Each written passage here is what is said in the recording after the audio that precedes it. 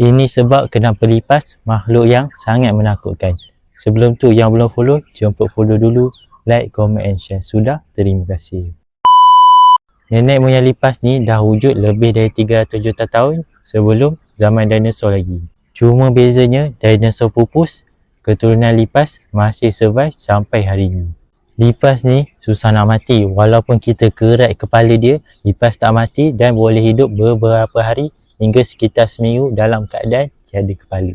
Walaupun kita pijak, sembuh dengan racun, masih tak mampu untuk memusnahkan lipas sepenuhnya. Lipas ni juga suka duduk dekat tempat yang gelap dan lembap, boleh tahan nafas selama 40 minit. Boleh hidup tanpa air selama beberapa hari dan boleh hidup tanpa makanan selama berbulan. Selain lipas ni suka makan cheese, daging dan gula, lipas ni juga suka makan kotak, buku, kuku manusia, makanan basi, darah dan makan lipas lain yang dah mati. Lipas ni mahir menceroboh masuk ke rumah manusia dengan berbagai cara. Di mana ada lipas, di situ ada manusia. Sudah nak belajar? Sila komen.